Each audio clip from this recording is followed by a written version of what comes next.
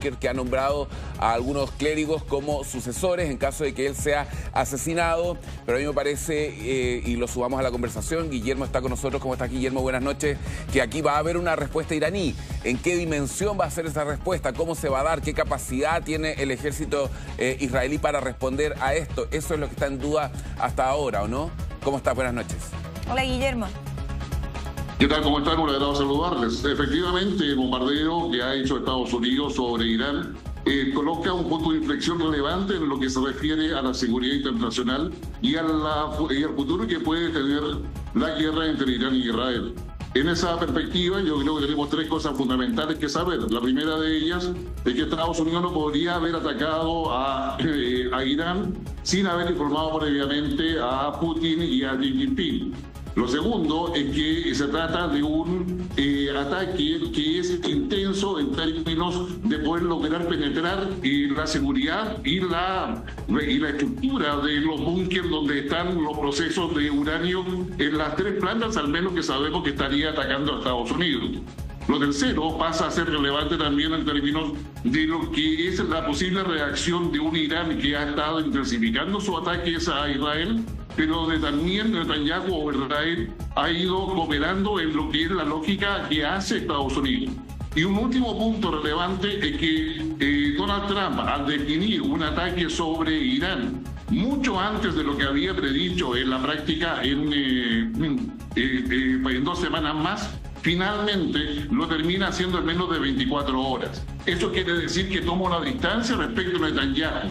Es decir, que Estados Unidos toma la iniciativa y al tomar esa iniciativa definitivamente coloca un punto de inflexión donde el control de lo que pasa a futuro queda en manos de las potencias y no necesariamente ni de Irán ni de Israel. Guillermo, ¿por qué crees tú que Donald Trump acelera entonces esta respuesta? Porque se había hablado de sentarse a negociar, ¿no? Irán había mencionado de todas maneras que no iba a negociar hasta que Israel dejara de atacarlos, y Donald Trump, cuando se le pregunta, menciona que la verdad cree muy difícil que Israel deje de atacar a Irán. ¿Cree que es por eso que finalmente él toma la iniciativa de seguir adelante con estos ataques, ya que no veía quizás muy auspicioso esta posibilidad de negociar? Yo creo que es una posibilidad y un argumento que se tuvo sobre la mesa. Sin embargo, viendo el panorama internacional, yo tiendo a pensar, al menos en la visión de análisis, que Donald Trump quiere tener el control de la situación y no verse sometido a los designios o voluntad de Netanyahu. Acá hay diversos problemas y diversos intereses que están en juego, y la única forma de poder presionar tanto a Irán como a Israel es dejar en la práctica, fuera de la ecuación de negociación, cuál es la voluntad o el impulso que va a motivar a Netanyahu o la respuesta que puede tener Irán. Y esto debería estarse negociando en los principales líderes mundiales. Esto significa que después de estos ataques debe haber una oferta de superación del conflicto por la vía diplomática. Y esto puede significar o no eventualmente el cierre del régimen de Irán o el cambio de régimen de Irán o dejarlo en una transición, pero igualmente con no menos posibilidad que esto sea lo mismo en Israel. Ahora, Guillermo, ¿qué se puede esperar después de este ataque? Lo que tenemos es que Estados Unidos había dicho a través de su presidente, ok, vamos a dar un plazo de hasta 2 semanas. Finalmente deciden atacar, intervienen en el conflicto israelí e iraní. Hacen este ataque focalizado a estas supuestas 3 plantas nucleares. Luego de eso se retiran y no participan, dejan que el conflicto continúe entre Irán e Israel, o Estados Unidos va a tener una acción más de mayor participación. Y lo otro, ¿qué se puede esperar de los aliados de Irán? Tú lo comentabas bien, este ataque no pudo haberse hecho sin comunicarle a Rusia y China. Lo que va a pasar ahora, digamos, según lo que uno hace el análisis de la personalidad de Donald Trump, la forma en que decide y los propios líderes internacionales, es que se va a plantear una hoja de ruta de diálogo para lograr una negociación y lograr la paz. Esto significa de que una vez realizado los bombardeos que está haciendo Estados Unidos sobre Irán, debería haber una tensa pausa, con ataques menores pero manteniendo las hostilidades. Recordemos que el canciller iraní estuvo este fin de semana, ha reunido con Macron en Francia y con otros líderes europeos. Entonces, hay un camino establecido. A Donald Trump le interesa presionar a Irán para que abandone el desarrollo nuclear. Probablemente eso no va a ser inmediato, pero sin lugar a dudas se va a tensionar. ¿Por qué? Porque si Estados Unidos ya hizo este bombardeo con bombas que nadie más en el mundo posee, la posibilidad de que lance una segunda oleada, si no se sientan a conversar, es bastante alta. Lo que hizo Donald Trump en su primera administración, cuando lanza la bomba madre sobre Afganistán, y luego cuando ataca la base rusa en Siria, justo cuando estaba cenando con el presidente Xi Jinping en la Florida, dan cuenta de que Donald Trump, para todos los efectos de análisis, es una persona que cumple lo que dice, y si dice que va a hacer algo, lo va a hacer por completo hasta obtener el resultado que él quiere. Y en esa perspectiva, en esta jugada, yo diría se estaría dando un escenario donde quieran o no quieran los actores que van a estar dispuestos a sentarse para negociar. Por otra parte, Guillermo, habían algunos trascendidos de prensa que revisábamos el día de ayer que mencionaban que parte de lo que se estaba evaluando de parte del equipo de Donald Trump era realizar un único ataque, porque según ellos así se podría evitar una escalada superior. ¿Crees tú que sea así como se desarrolla este conflicto finalmente? No, yo creo que no. Yo creo que este ataque, si no lleva la negociación, va a mantener y va a generar una escalada en el conflicto con otros actores de Medio Oriente. Ya no sería solamente las potencias, sino que otros actores de Medio Oriente. Recordemos que acá hay también temas, aparte de los intereses económicos, geoestratégicos, existentes, también hay intereses religiosos, culturales. Consecuencia, no es un tema, digamos, tan menor. Digamos, en todos los análisis uno deja lo religioso cultural porque entiende que hay un equilibrio que se ha conseguido difícilmente en las últimas décadas. Pero sin embargo, a la hora de poder negociar, sin lugar a dudas va a ser un tema que va a volver a estar allí y eso haría mucho más complejo si no hay resultados esperados luego de este ataque de Estados Unidos. Sí, hay varias dudas respecto a lo que conversábamos ayer, Guillermo, respecto a posibilidades de una respuesta iraní a través de actos terroristas en intereses norteamericanos en diferentes partes del mundo, ¿no? Esa también es una de las posibilidades. Y lo otro es, lo planteaba Paloma, si es que Donald Trump tuvo el apoyo o no del Congreso para este ataque, o si fue una decisión unilateral y qué consecuencias le puede traer también a él dentro de la política interna norteamericana. Para Donald Trump es fundamental que Irán no opaque todas las estrategias de negociación, muchas veces utilizando el instrumento arancelario en el cual está desplegado con el resto del mundo, particularmente con la Unión Europea. En esta ocasión, Donald Trump tiene cierta certeza de que tanto la Unión Europea como los líderes de China, India y Rusia concuerdan en que Irán no tenga capacidad nuclear, que es el único punto de convergencia probablemente que tienen en términos concretos. Entonces, en ese sentido, Khamenei, el gran ayatollah de Irán, obviamente que ha dejado también sucesores ya preestablecidos, pero la idea es que use grupos proxy para poder generar una venganza de Irán contra intereses israelíes o estadounidenses en el resto del mundo, que yo diría es una probabilidad bastante alta y una probabilidad que con toda seguridad se ha evaluado adecuadamente. Si eso llegase a suceder, Estados Unidos se preocuparía, en la lógica de Donald Trump, de poder destruir definitivamente a Irán.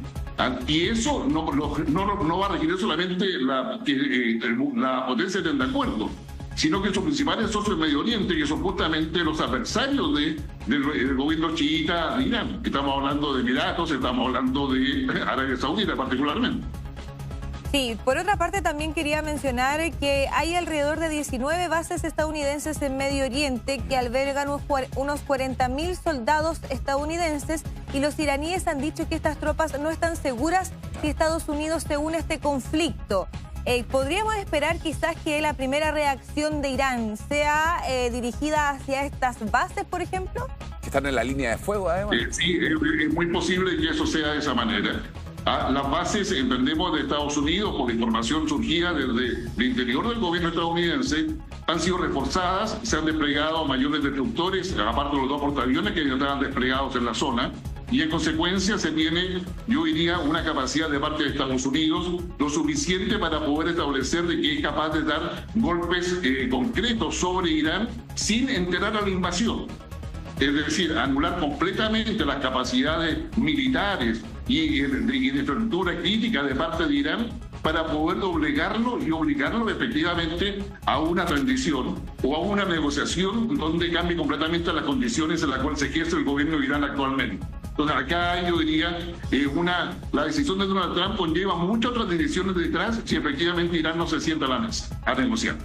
Claro, 40.000 soldados, Paloma, son los que tú comentabas, soldados y civiles estadounidenses en servicio activo para el Pentágono, se encuentran en el Medio Oriente, están distribuidos en varios países. Estaba revisando un mapa aquí, sí. Precisamente están en Bahrein, en Arabia Saudita, en Emiratos Árabes, muy cerca de la frontera de Irán, también bases aéreas que están ahí. Fíjate que hay una declaración hasta ahora, la única declaración que ha surgido de algún representante del gobierno iraní. Se trata de Mehdi Mohammadi, que es asesor de Mohammad Ghalibaf, que es el presidente del Parlamento iraní, que lo que declaró a través de las redes sociales es que Irán ya estaba anticipándose a estos ataques contra Fordo, que es uno de los 3 lugares que fueron atacados por Estados Unidos, y que el lugar había sido evacuado hace mucho tiempo.